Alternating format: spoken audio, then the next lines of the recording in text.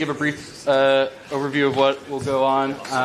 We're going to have Matt Klein give a quick update on everything going on. Then we'll kind of go into updates around the table of what's going on in the different cities, as well as tribal leadership. And then if the representatives have questions, we will go through those as well. Right. Good afternoon, folks. My name is Matt Klein. I'm the Deputy Director of Emergency Management for the Whatcom County Sheriff's Office. So kind of where we're at, as we all know, we had a very large storm come through.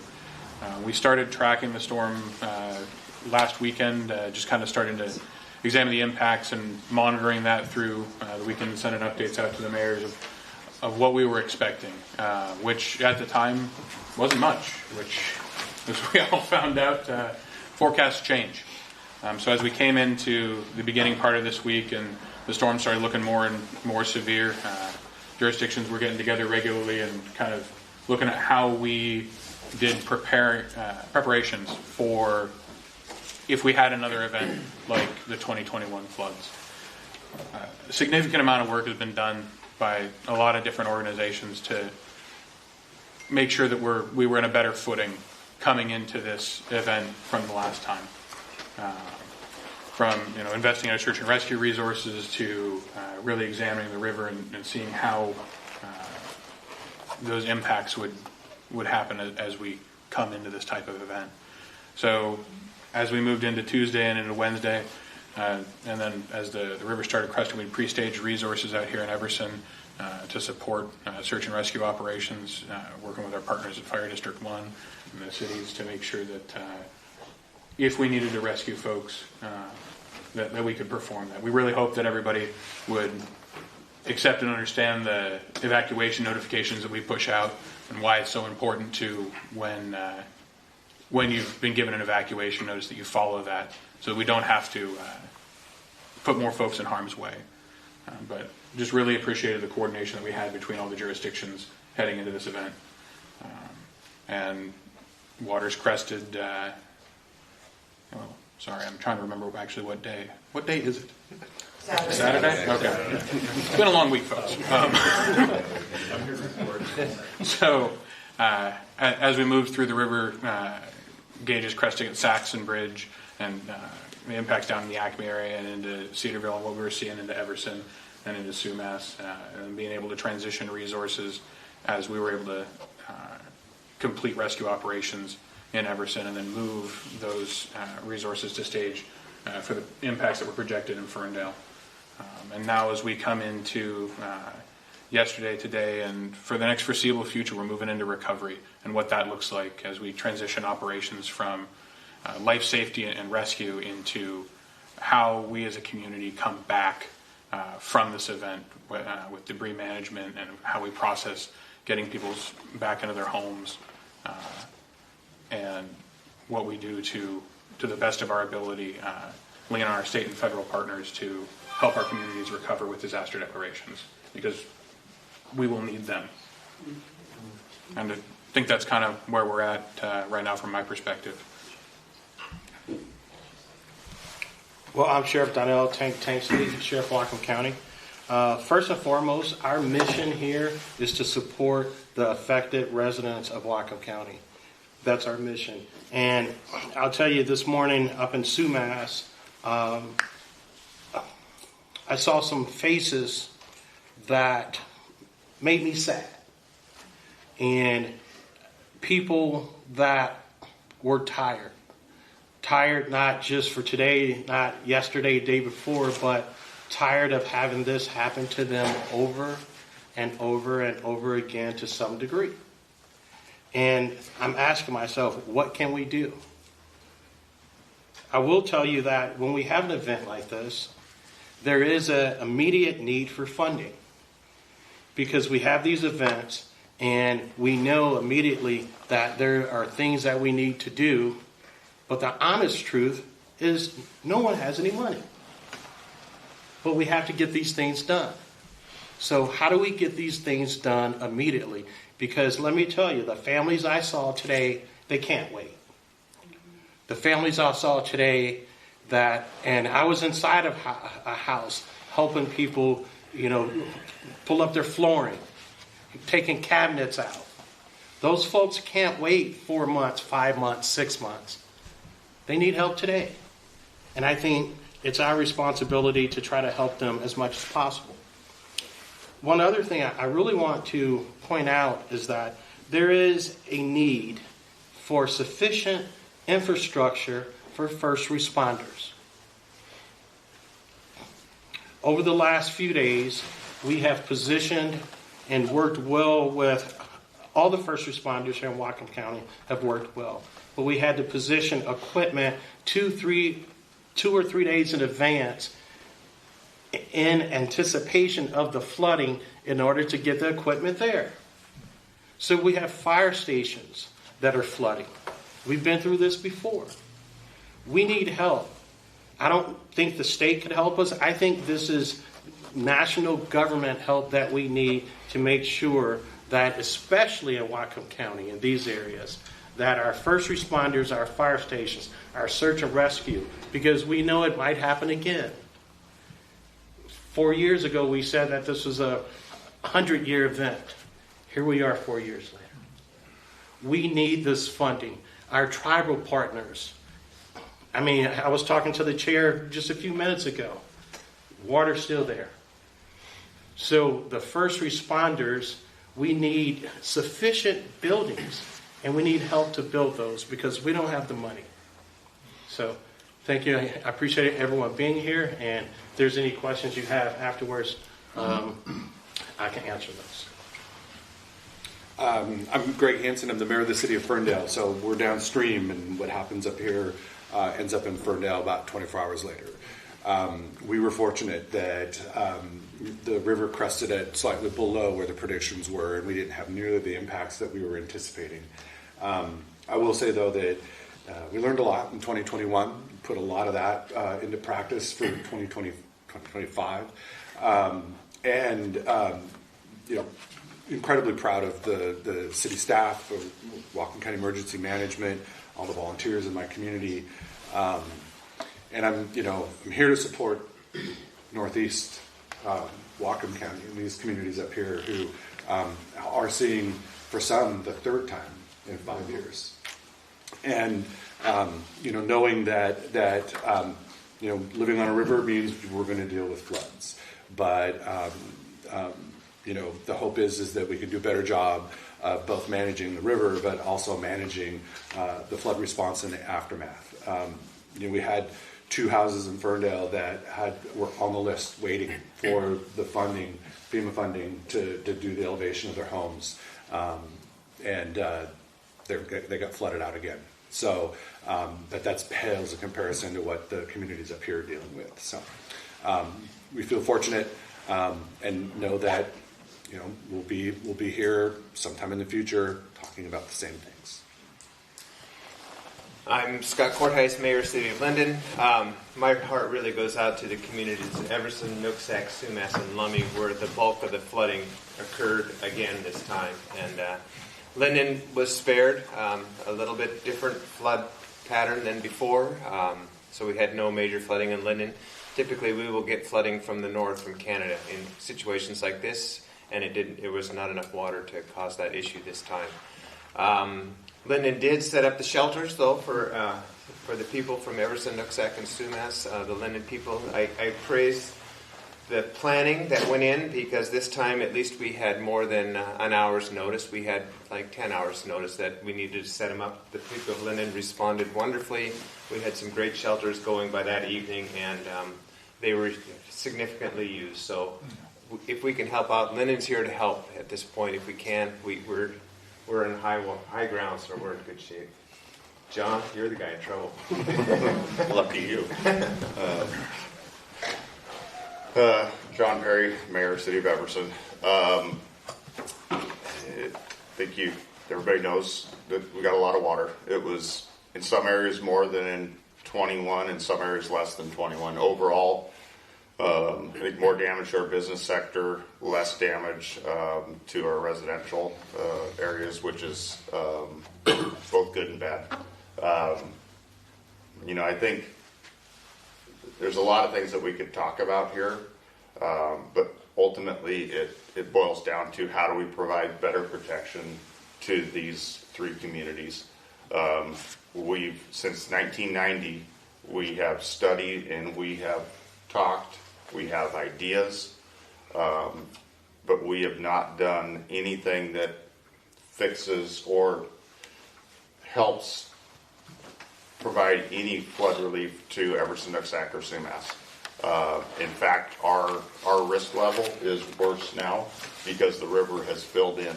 We've lost 35% capacity over the last 15 to 25 years, and we're projected to lose that again in the next 35 years. If that happens, we'll start seeing flooding at 20 to 25,000 CFS instead of 30 to 35,000, which increases our flood risk probably double the frequency of flooding. It's not sustainable. I can't in good conscience tell our community that we're doing them a good service if we allow this to happen. And we have to come up with a way that Everson is the pressure relief valve for all of Whatcom County, but it is filling in, and the risk of an avulsion where the entire river moves back to Canada where it used to flow is increasing. It was in a 100-year flood event, which we had in 2021, it was estimated that it was a 20% chance that the river would move back and become a tributary to the Fraser River. That would be catastrophic for the Lummi tribe, Ferndale, Linden, every farmer up and down the river, and whoever is in the new river corridor. Because why would it? Because Linden and Ferndale pull water and send their wastewater out to that river. There's salmon in that river. Now would become Canadian salmon, I would think. We kind of like having a river here, half of the year. The other half we don't.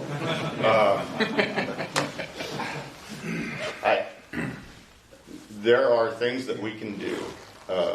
Maintaining the capacity in Everson that is either it's the 90 level, whatever we decide is that capacity, maintaining that is crucial for the viability of Everson, Nooksack, and Sumas, and Abbotsford, BC. Abbotsford had billions of dollars in damage during a 100-year flood level. Every time this floods, it also takes out EPL, the only feed mill. Bruce will talk about that in Western Washington. Mm-hmm. I could go on for a very long time, but ultimately, this Everson overflow impacts all of Whatcom County, and if it is not dealt with, it will deal with us.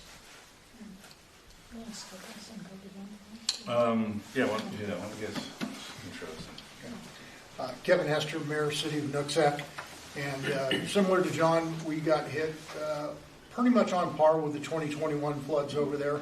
Our western half of the city is what is really affected by the floodway, and we have 5 cul-de-sacs back there with about 350 homes that are all pretty inundated with this once again, and just kind of upsetting them. Some things that I think we did better this time. I think communications were better, definitely. Preparation-wise, I know it was, we had resources staged out. I know Greg in District 1 and the Swiftwater teams were over at our area, and we were all staged for any rescues that need be. I think that went really well.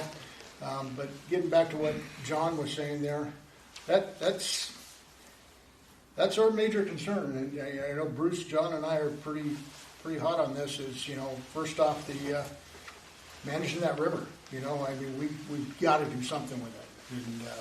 And there's a lot of people that are pretty up in arms and pretty upset right now about why nothing's been done. And quite frankly, I'm kind of one of them. I mean I took office 4 days before the 2021 floods hit, and so kind of got to see it from that hand. And now I'm pretty frustrated and kind of disappointed because I don't feel like I've really accomplished much or protected our citizens in the 4 years that we've done this. I mean, it's 4 years later and nothing has changed. I mean, yes, there's been stuff going on behind the scenes and stuff like that, but nothing has changed for our citizens. Their homes are still flooded. They're still having to deal with this stuff. The only other thing that it would be helpful to us in Nooksack and Everson is these ring dikes or some sort of barrier to protect our cul-de-sacs over there. And we've, River Floods has got some money. We've got a feasibility study that's going to be happening going into place to do this, but it's going to be a lengthy and quite frankly very expensive project. So we need money for that. That's for sure. $50 million if you got it. So. Is that a real number, Mayor? That's right. Yes, So- Okay. it is close. Yeah. Okay. Bear with me, I'm a little tired. So I'm going to echo some of the stuff that was already said. 2 100-year floods in 4 years doesn't balance out for me. We received probably about 6 inches less water than the 21 flood, so I'm hoping that saves maybe 30, 40 homes in our area, so we're not at an 80% loss like we were last time. The communication, like Kevin was saying, was a lot better this time. Last year, we had to rescue 1,000 people. This year, we only had to rescue 30 because of the coordination in the city of Sumasson and the fact that we issued an evacuation order versus shelter in place, etc. So that went. The response went really well, I think. With the help of the EOC as well. We didn't lose power this time, so we still see in the dark. And I want to thank Lyndon for taking our refugees, I guess. And John for his. This guy, he knows that river like the back of his hand, and he kept us all updated and through the whole thing with the CFS info and the risk levels, etc. And I really appreciate that, John. You did a really good job on that. Going forward, I walked around town today. I know some of you saw a lot of eager helpers come in there, volunteers, and it overwhelming the volunteers that came to Sumas. BP is out there, LTRG is out there. People just dug right in, despite that we still have water in some areas. But they dug right in there. I'm seeing them crawling out from under houses, pulling out insulation, all that stuff. And man, that's it's an awesome sight to see that. You couldn't even drive. It's like driving through Seattle, trying to get through town. Oh, you experienced that, yeah. I'm busy up there. I'm very busy. Yeah. But if you talk to the homeowners there, like the sheriff was saying, there's a sense of hopelessness, a very big sense of hopelessness. When I talk to my staff, my crew, public works, all that, they're in that same state of mind too. It's like, how often do we have to do this? And what's the average time for flood recovery? 4 or 5 years, right? We're just at 4 years. There's still homes that aren't even fully put back together from the last flood. And so something has to be done if Sumas is to sustain itself. So that's pretty much all I got. Siam Nostalgia, my dear friends and relatives, my name is Satsington. My name is Tony Hilaire, Chairman of the Lummi Nation. First, thank you all for taking the time to be here. Thank you, Senator Cantwell. Thank you, Congressman Larson, for being here. And on behalf of the Lummi Nation, we want to give our heartfelt prayers and thoughts to all of our surrounding communities that are going through it here with us and alongside us. The leaders that are here today can't thank you enough for being here too. Your strength and your sacrifice, I think we all have that in common, that we don't know what day it is because of how much we've been going through the last few days. But it sends a really, really strong message to see you all standing together, and with our state and federal delegates here in the room, that we're talking about it, that we're going to do something about it. And it's going to be a really important time for us to take some drastic action to actually get something done. And I hope that's what comes from this meeting today. For the Lummi Nation, and also we really, really want to thank our first responders, the ones who have been working around the clock, taking care of all of us, and really carrying the weight and the heaviness of loss and tragedy. They're our guardian angels, and we really have to give them thanks as much as we can. And they're still out there doing it now, and we have to keep our prayers with them as well. So for us at Lummi Nation, we're on a peninsula surrounded by water. And this, as has been mentioned, we mentioned that 4 years ago. It's a 100-year flood, and we experience it, feels like almost every other year. And given that we're on a peninsula, that means it's limited how many access points there are to our reservation. And anytime there's a flood, we always have at least one of our roads on to Lummi closed down. And when there's severe flooding, 2 of the 4 close down. And when it's drastic flooding, 3 to all of our roads shut down, we become an island. And that raises serious concerns for emergency response. If there's an issue and we need an ambulance, we need to take our people to the hospital, providing essential services to our elders and our vulnerable population. Our fishermen, we're a fishing community. It's the very heart of everything that we do. And an inability to be able to get our fishermen out on the water to practice their way of life and provide for their families is also a cause for concern if that is limited.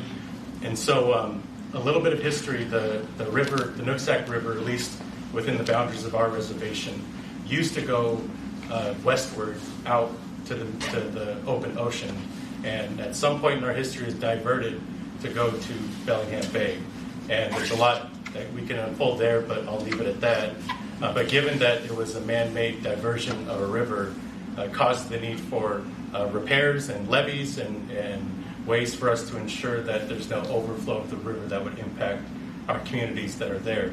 And 2021, the levee broke and we became a complete island. We had to boat in our doctors, we had to boat in groceries, we had to do everything we can to take care of our people, and we followed through on that. And at that time, we were really adamant that we need to raise Slater Road, a primary access road, not just for our residents, but for Lummi Island residents, for commuters who are going to the refineries to work, and the 40% of the non-tribal people that live on our reservation as well. And so that's what we need, is a long-term solution rather than patching this work throughout the years. Otherwise, we're going to say this 4 years from now, and also leave it up to our kids and grandkids to solve it at another date.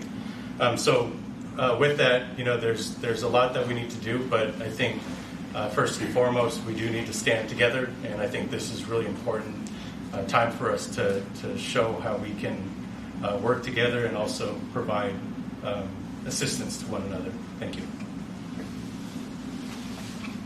Isaiah, Cetacia, Tosqui.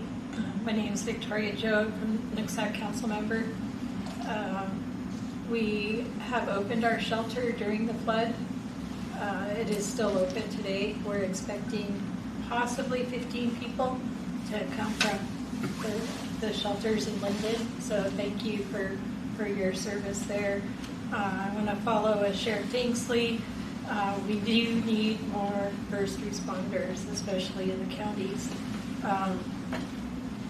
We have one road where our elders live, and like Lummi, that road is not accessible when we hit the flood. That we're going to have to do something about that riverbank, because as soon as the water comes in, we lose that whole road, and that's where our elders are. We have 8 units up there that are filled with elders, so we have no access. We have hunters that live up there. They will no longer drive through the flood with their raised trucks because the debris is getting too much. So with Sheriff Kingsley, I follow with that, and the buildup of our levees. I agree. We do need to do something a little bit better so that we can keep our people safe, and to get a phone call and not know what to say when you hear that cry. People stuck in their house with their water in their living room. But we try. Our shelter will be open. So thank you. Thank you for coming. Good afternoon. My name is Tia Leish, my ancestral name, and my name is Frank Leva. I'm the Secretary for Nooksack Tribal Council, and I just want to thank you all for gathering and follow up with what Victoria said. We want to be a good neighbor.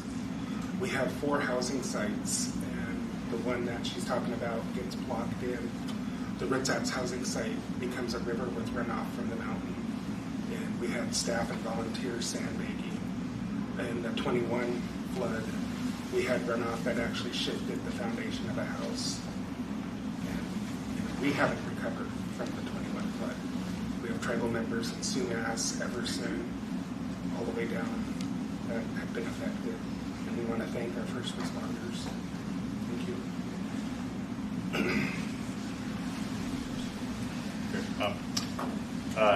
Rick Larson, 2nd District.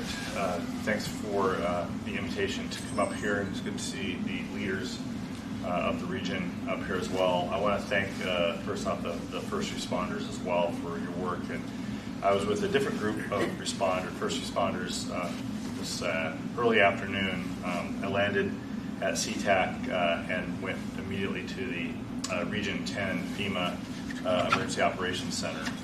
And it's still full. People there are still working and still ready. If you haven't been down, obviously it's a large EOC. FEMA is there. The U.S. Coast Guard is there. Corps of Engineers has a presence there. U.S. Department of Agriculture has a presence there, and a variety of other folks. In addition, there are 3 or 4 separate search and rescue teams from around the country, but they're mainly from California, Menlo Park, Sacramento, Oakland. All their equipment is here, and their dogs are here. They're ready to help. And I visited with some Federal Protective Service folks, we call them FPS. They're the folks who protect the federal people with safety and security. There's folks from Miami, North Carolina, Kansas City, and then of course other places on the West Coast. The point I want to make is there's a lot, and there's a group from Philadelphia as well. The point I want to make is people from all over the country who are in our region who are ready to help us with the immediate response and to help us work on the kind of the immediate recovery. And I'll talk a little bit about that. But we started our brief this afternoon with a discussion about where the water is now and where the projections are. Now, I'm not from the National Weather Service. I'm not from FEMA, but I'll convey at least the generally what I heard, and that is there's more coming. You can go to if you want to go to your weather app and look at Marble Mount, which on the upper Skagit, upriver. Marble Mount's expecting anywhere from 7 to 10 inches of rain, starting again on Wednesday. And so, as an example of there's more coming, and that's why FEMA hasn't stood down yet. Everyone's getting some rest right now, a little bit of rest, and preparing for the next rain that's coming. Meanwhile, FEMA is working with the state to make sure, and this is important for you all, to make sure that we can get preliminary damage assessments done sooner rather than later. I want to emphasize that a preliminary damage assessment is not a final damage assessment. It does not, if the state sends in a PDA, a preliminary damage assessment, it does not mean they cannot add to it. It's only preliminary, and they can add to it. And I'm going to be really clear about that. There might be a final date at some point, but it is not the day after the PDA goes in.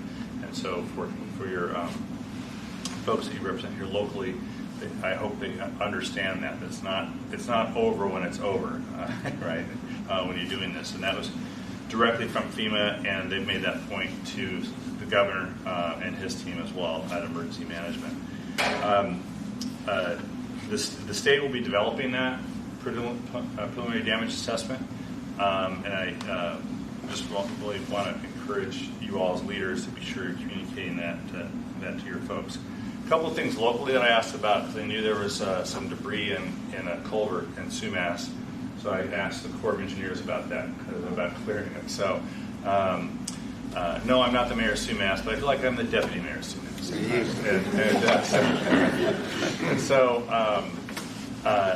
And then apparently the Corps initially didn't want to do it, but I don't understand the process. If you ask the state to do it, and we'll help you ask the state to do it, the state will ask the Corps, and the Corps guy said, and then we'll do it. It must have something to do with damage recovery. So you could probably answer that. Yeah, we've been working that request for the last 24, 26 hours. Okay, we're going to end your work on that request by Monday morning. Well, Is the request going to be in the affirmative? Yeah, I'll go do it myself. I have to. All right, because that's a Great. different message than the all you Corps. need to do is follow up with my staff. Sounds perfect, sir. Appreciate solve that. that right now. Yep. Okay. The Sounds second is on EPL. I asked the USDA about EPL, and so the U.S. Department of Ag. They said, well, it's really they stand in support of the Washington State Department of Ag, and so they're working with that WSDA and the state vet, not just on helping EPL, but also in Skagit. There's a lot of, and it might be up here too, but a lot of dairy farmers need hay. Just as simple as that, and need hay delivered to them, and so they're coordinating finding hay and getting hay to folks. So if there's anything we can do, and we will follow up with you all about the rail line as well. So we'll do that. So I came here to tell you we have assignments, and we're ready to take more assignments. But I'll just conclude with this: we're trying to get a FEMA reform bill done, and that's sort of like it's not going to solve today's problem. But it is important to remember that think in three buckets. There's something called pre-disaster mitigation, which I hope we reform the name of that.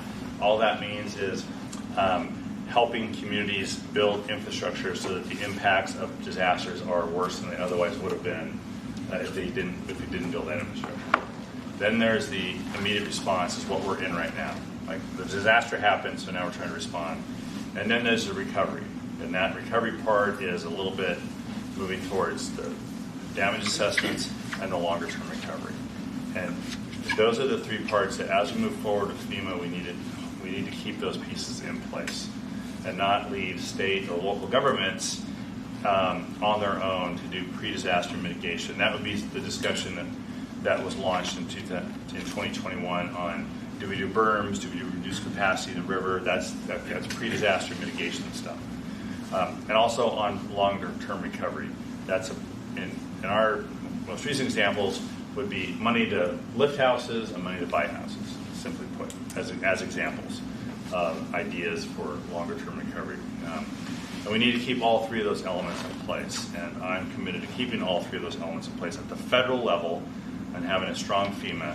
And I'm only saying this because we really want to get our FEMA reform bill passed, and you all have been helpful in providing input into that process. Because this disaster is showing how important it is to have all three elements in place and have a strong federal role. So that's my pitch on that. But again, we stand ready to help on individual things, whether that's going out there and clearing the culvert. Don't tell anybody about it. Not for the record. Or help with or helping with EPL or any other issues. But thanks for the chance to be here. I also want to say that should know. I was on the phone with the National Weather Service on Tuesday. I'm looking at Cameron. Tuesday, to get their briefing of that. Here's what's coming. And then I was on the phone on Wednesday with the acting administrator, the new acting administrator of FEMA, Administrator Evans, and made the pitch that we needed to get this disaster declaration to the White House. I'm thankful that the FEMA director acted quickly on that, got it to Homeland Security, it got it to the White House, and it was approved. And my understanding is that the Secretary of Homeland Security herself called the governor to let him know that. But again, I want to be clear, that's the disaster declaration for immediate assistance. All right, that's not the longer term, we need $100 billion to rebuild declaration. That's just like, you're going to get, FEMA did as much as they could before that declaration. Now they have that declaration, so they can do more in terms of immediate help and assistance for folks. But it's still, we're still obviously ways away from asking for the big declaration. That declaration includes the 3 counties that we're talking about here, Whatcom, Skagit, and Snohomish. It also includes all tribal jurisdictions that are within those counties as well. So it includes Lummi and Nooksack, as well as the 8 federally recognized tribes that are at least north of Seattle that I have a chance to represent. Well, Rick, thank you. And I want to first also thank all the first responders. Everybody who's talked so far has mentioned the unbelievable coordination and communication. So thank you for that. It really meant a lot to the lives of individuals here in this community. I want to thank all the mayors, especially John Perry and Bruce Bosch. Really, those two. I mean, I definitely want to thank Mayor Nooksack Mayor as well, Hester. You guys, literally, I've been to this is like the 4th stop, but I can just tell you for 2 days, the first words out of my mouth everywhere about why this is all so important has been the words Sumas and Whatcom County. And that is because you've been the most hard hit in our whole state. And you've had the fewest resources to deal with the response. So I just thank the mayors for taking this on. I'm sure it is challenging and somewhat discouraging to be at this 4 years after the last one. And so just thank you for keeping your resiliency up. Thank you for that. Thank you for just hanging in there. I want to thank our tribal leaders as well, both from the Nooksack Council and Chairman Hilaire. Obviously, we're all in this together, and we have to set priorities that are going to help us for the future, and reminding us all about Slater Road is a great reminder about why we got to build more capacity at higher levels. And to follow on what Rick said, so we were successful in getting an emergency declaration done by FEMA, which is really used for 3 things: helping you with evacuations and shelter, helping with clearing, and Mayor said a lot of great work up in Sumas, and obviously here there's a lot been done, but there's more work to be done in that clearing and helping get our systems back in order. They're good on that, and other just infrastructures that help us get back to operational levels. So please help us make a list. Not that you can't talk to them directly. I'm going to go back and request that we get somebody dedicated up here ASAP to just handle the FEMA response. We were in Skagit earlier today, and people were like, well, where is FEMA? Where are they? So people want to know, where are they? Where are they going to be on the ground? And how can we best communicate with them?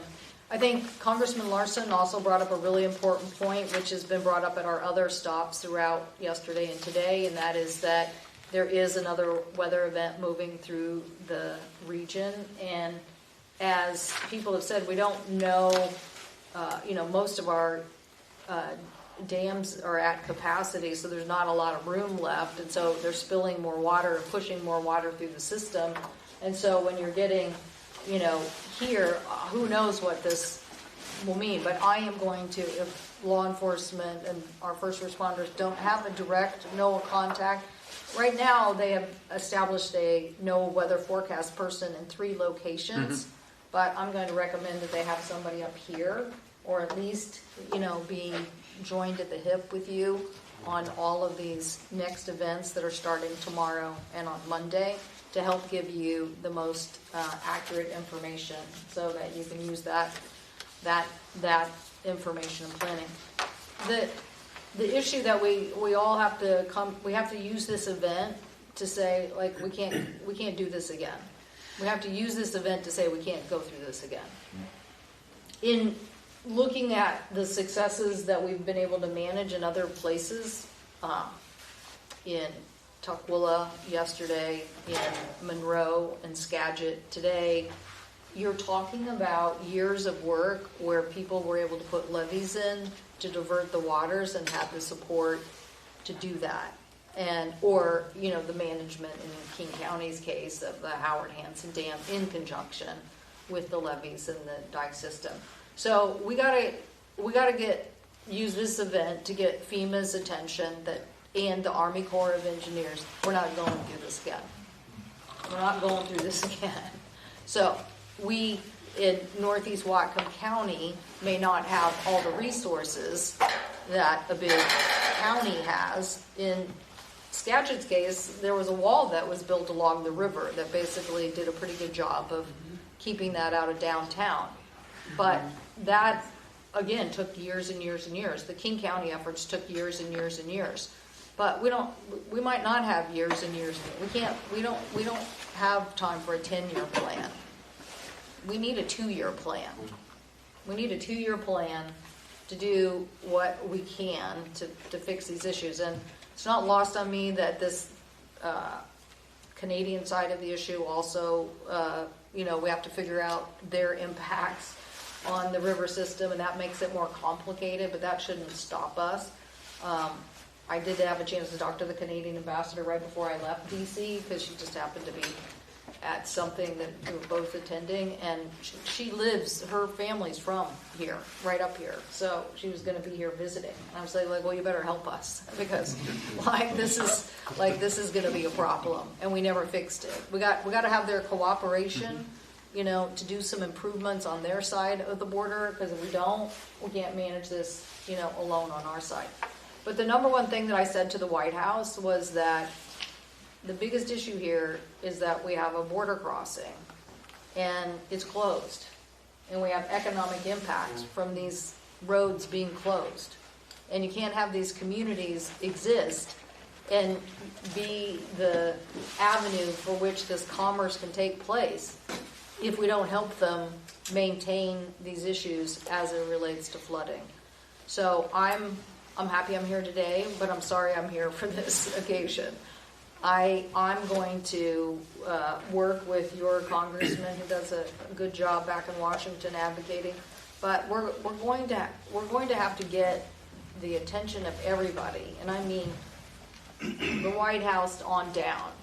Homeland Security and FEMA and the Army Corps of Engineers and the Department of Transportation. I mentioned this to Secretary Duffy from the Department of Transportation.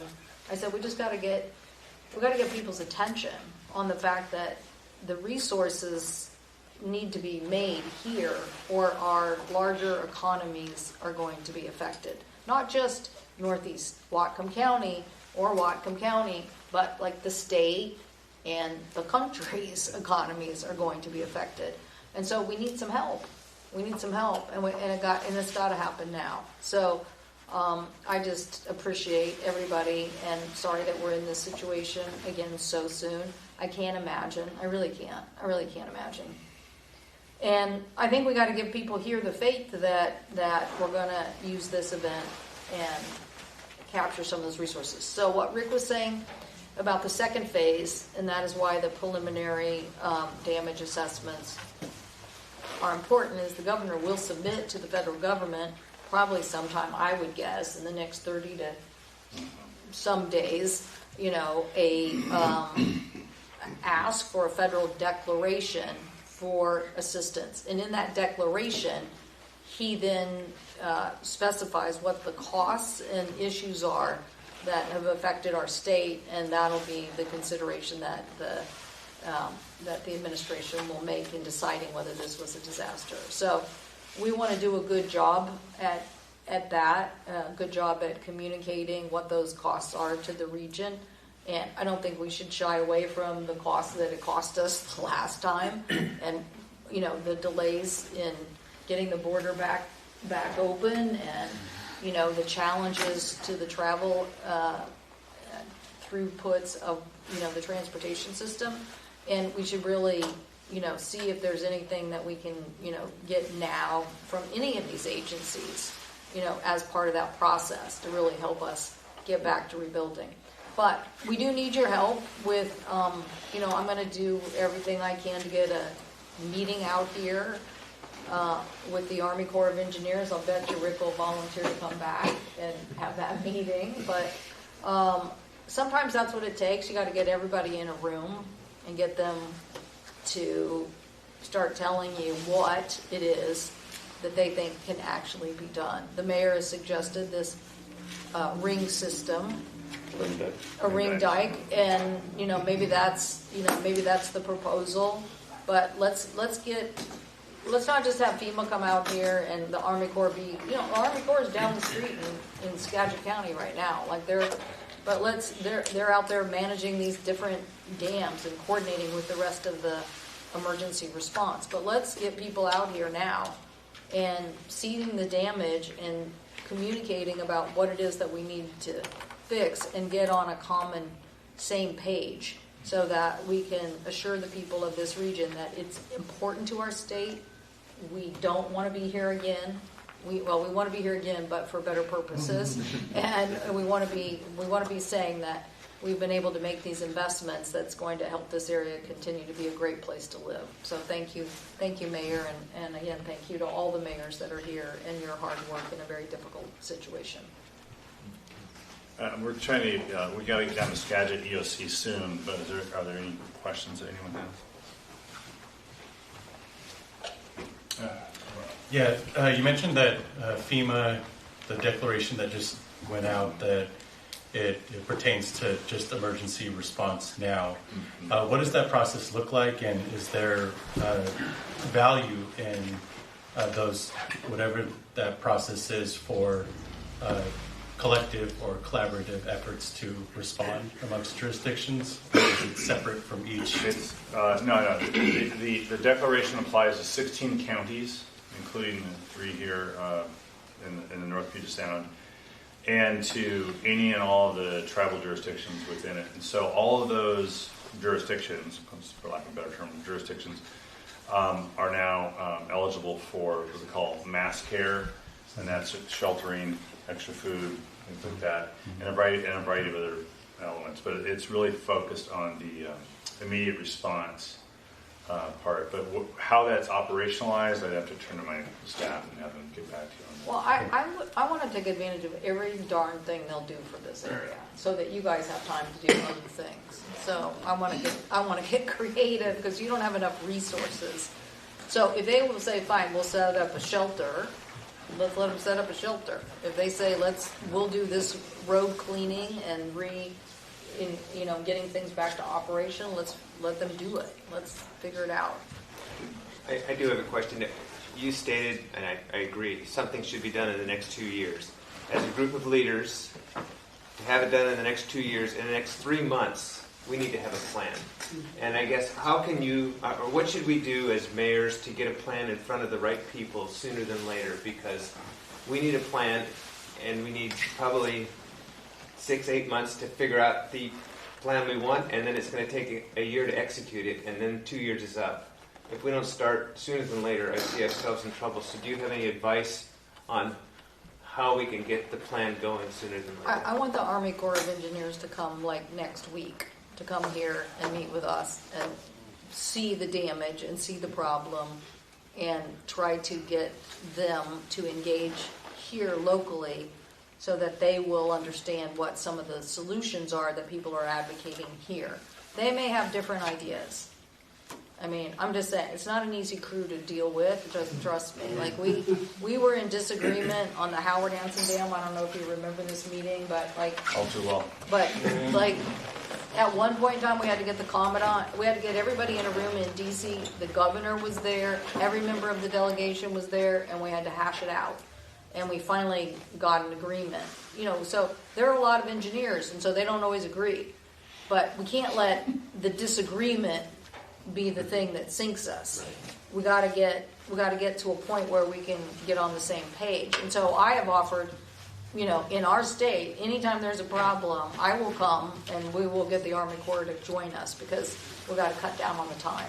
So let's try to see if we can make that happen, and just so that they can understand. And there are people in the region, like I said, they're in the region right now because they're just coordinating everything from water flow and assessment.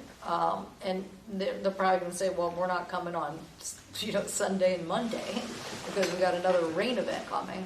But I think it's prudent to come see the damage in Sumas and have the mayor walk them down the street here in Everson and say, this is where the river was, and for them to see this economy here and what we're dealing with. And so I think that's right now people are telling some pretty positive stories about all the prevention work we've been able to do in other parts of the state and why that held. Okay, well, that's not the story here. That prevention work hasn't been done and it didn't hold, and now we're back here with limited resources trying to figure out how to clean it up, but also give hope for the future. Right? Like, we're trying to figure that out. So let's I think getting them here would also help us inform the declaration process for future funding. Right? So it could help us get some funds, out of that. So I'm willing to try to make that happen and get other agencies involved as well. So I apologize. We've got to get this gadget and visit those folks as well. If you need to communicate, those mayors are very busy, but you communicate with me because we have a small city caucus we can get. Oh, yeah. And if it worked great. Just go to this one. Yeah, that's great. That's great. Thank you. Thanks so much. Thank you. Real quick, I feel the heaviness of this work, and I would like us to just end in prayer for our leaders, prayer for our people, our children, and if Nooksack can please close us out with a prayer, I'd really appreciate it. Vice Christian. Chief LCM, thank you for bringing us together. I pray that you watch over all the leadership as we find ways and solutions to keep our people safe. I pray that you watch over Whatcom County and keep all those from the youngest to the oldest safe and healthy in the best way that we can. With this, I pray that you watch over our leaders who are traveling from county to county. Keep them safe as they do their work. Thank you. Amen. Amen. Thank